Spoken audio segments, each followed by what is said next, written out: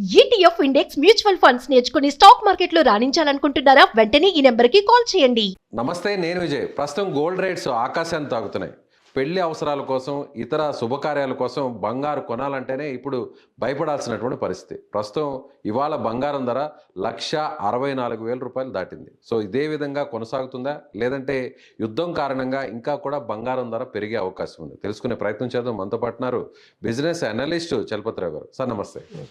Sir, ఈ price ఇదే విధంగా స్టేబుల్గా ఉంటుందా, లేదంటే మళ్ళీ డౌన్ఫాల్ అవుతుందా, లేదంటే పీక్ వెళ్తుందా? అంటే బంగారం ధర ఎప్పుడు కూడా 3 ఫ్యాక్టర్ల మీద ఉంటుందండి. ఒకటి డాలర్ ధర, అంటే డాలర్లో కొనాలి, ఇండియాలో తయారు కాదు. 2 డిమాండ్, రెండోది పెళ్ళిళ్ళ సీజన్ మొదలైంది.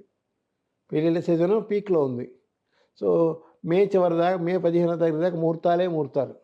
రోజుకు 1000 పెళ్ళిళ్ళు జరుగుతున్నాయి టౌన్లో. అవును. పెట్టిన ముహూర్తాలు కావచ్చు, మామూలు ముహూర్తాలు కావచ్చు, ఏదో ఒకటి తూకం వేసిన ముహూర్తాలు కావచ్చు. మొత్తానికి రోజు 1000 పెళ్ళిళ్ళు జరుగుతున్నాయి టౌన్లో.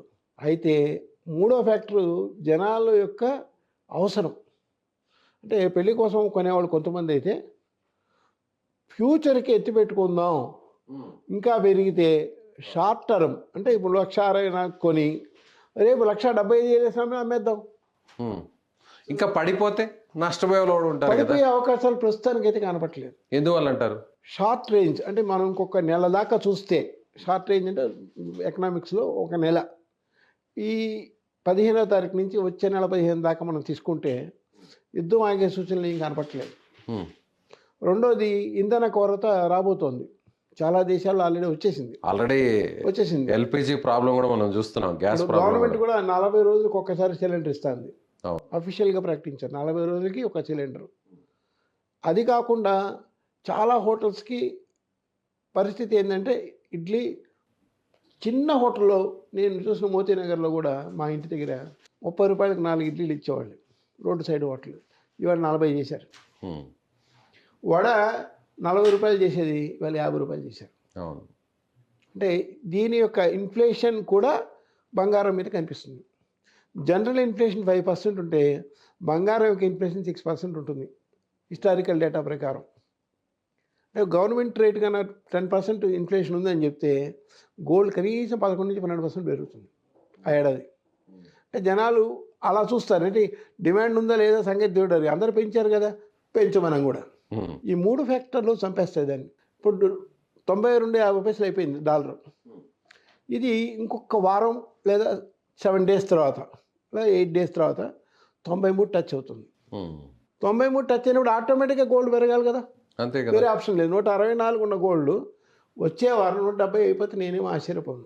ఆ తర్వాత అది ఇట్లాగే ఈ షార్ట్ పీరియడ్ అంటే 1 మంత్ ఇలాగే యుద్ధం కొనసాగితే మళ్ళీ 190, 195కి మధ్యలో వచ్చేస్తుంది. 1 మంత్లో వచ్చేస్తుంది. వితిన్ 1 మంత్ పీరియడ్లో. అంటే ఇన్ఫ్లేషన్, బికాజ్ ఇన్ఫ్లేషన్ 4% ఉన్నది, ఈరోజు 5% అయిపోయింది. బిజినెస్ అనలిస్ట్గా ఇప్పుడు ఎవరన్నా బంగారం మీద పెట్టుబడి పెట్టాలి, మీరు అన్నట్టుగా ఒక 10-20 రోజుల వరకే తాత్కాలికంగా పెట్టుబడి చేసుకో, రైట్ టైం ఇది? రైట్ టైమే. షార్ట్ టర్మ్ గెయిన్స్ మనకి 2% వచ్చినా 3% వచ్చినా లాభమే కదా.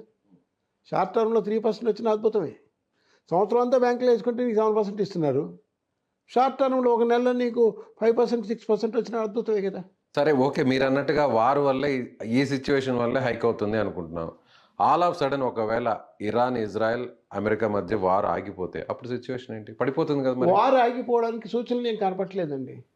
ఎందుకంటే నిన్న రష్యా కూడా మద్దతు ఇచ్చింది ఇరాన్కి. Iran has every right to fight అని చెప్పేసి వెళ్ళిపోతుంది.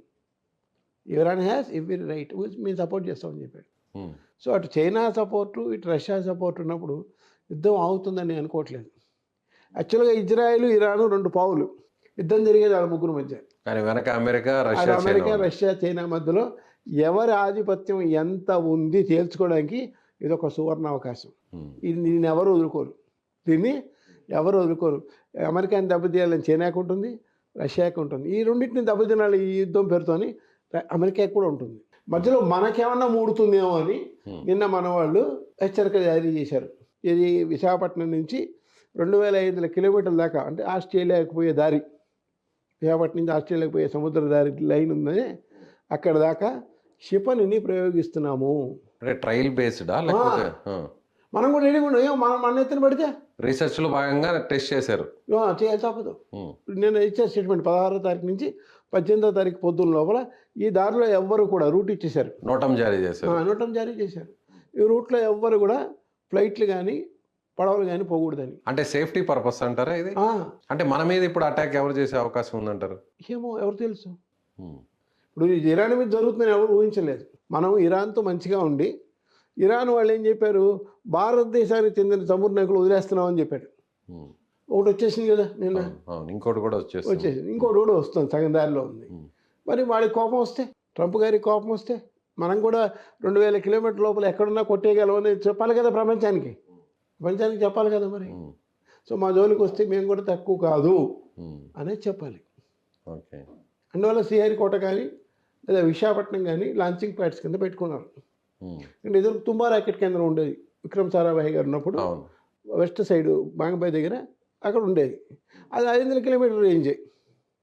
ఆ తర్వాత సతీష్ ధావన్ గారు వచ్చి 500 కిలోమీటర్ రేంజ్లో మనం ఏం చేయలేము ఇందిరాగాంధీ గారు, మనం 1000 కిలోమీటర్లు కూడా రేపొద్దున కనుక్కుంటే ఒక సెంటర్ కావాలి కదా, మనకి శ్రీహరికోట బెస్ట్ లేదంటే విశాఖపట్నం బెస్ట్ అని. Visakhapatnam already manufacturing centre ships కాబట్టి ఇక్కడ పెడదాం అన్నారు.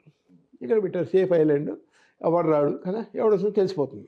ఓకే. మనం గోల్డ్ పరంగా చూసినట్లయితే ఇక వెండి ధరలు ఎలా ఉంటాయి? వెండికి పెద్దగా డిమాండ్ అయితే కనపట్లేదండి. వెండికి పెద్దగా డిమాండ్ కనపట్లేదు. వెండి కూడా ఈరోజు ఎంత ఉంది, గ్రాము 280 అయింది. ఓకే. 290 ఉంది, నిన్న 10 రూపాయలు తగ్గింది. సో గ్రాము 280 అయింది. ఇది పెద్దగా పెరగకపోవచ్చు, మహా అయితే 300 అయితే ఎక్కువ, మహా అయితే. ఎందుకంటే పెళ్ళిళ్ళలో వెండి వాడకం లేదు. పెళ్ళిళ్ళలో వెండి మా అమ్మాయికి వెండి పెట్టండి, మా అబ్బాయికి వెండి పెట్టండి అడగట్లేదు. ఓన్లీ టార్గెట్ బంగారమే. బంగారం తాలిబొట్టు అయితే ఖచ్చితంగా కట్టాలి కదా. తాలిబొట్టుతో పాటు మధ్యలో ఒక 2 సవర్లు 3 సవర్లు బంగారం తగ్గించాలి, పేదవాళ్ళు అయినా సరే తప్పదు. సో దానికి డిమాండ్, దీనికి లేదు.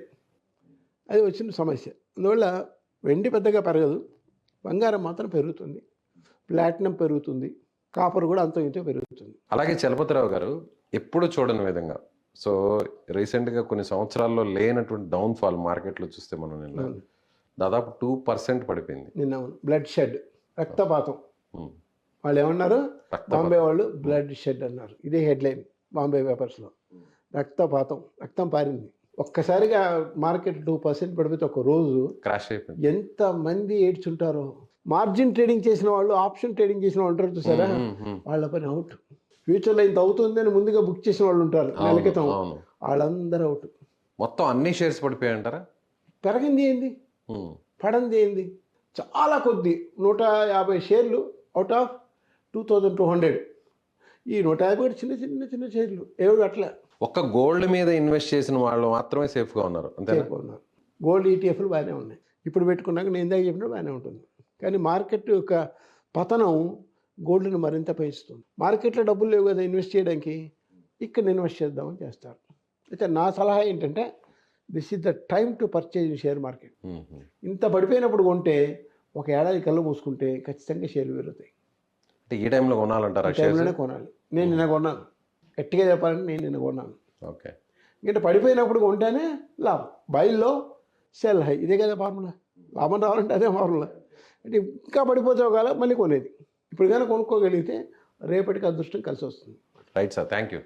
సో ఇది బిజినెస్ అనలిస్ట్ చలపతిరావు గారు చెప్తున్నట్టుగా, సో ఇప్పుడు బంగారు ధర అయితే మాత్రం ఇంకా కూడా మరింత పెరిగే అవకాశం ఉంది. ఎందుకంటే పశ్చిమాసియాలో యుద్ధం మరింత తీవ్రంగా మారుతుంది. సో అగ్ర దేశాలు కూడా యుద్ధంలో పాల్గొనేటువంటి అవకాశాలు చాలా స్పష్టంగా కనిపిస్తున్నాయి. కాబట్టి సో బంగారం మీద పెట్టుబడి పెట్టాలన్నా, ముఖ్యంగా పెళ్లి అవసరాల కోసం కొనుగోలు చేసేటువంటి పరిస్థితులు కూడా ఎక్కువగా ఉండడంతో ఇంకా కూడా మార్కెట్లో ఈ ధర పెరిగే అవకాశం ఉంది. కాబట్టి ఖచ్చితంగా సేఫ్ జోన్లో ఇన్వెస్ట్మెంట్ చేసేవారికి ఈ టైం పర్ఫెక్ట్ అని ఆయన అంటున్నారు. Thank you so much.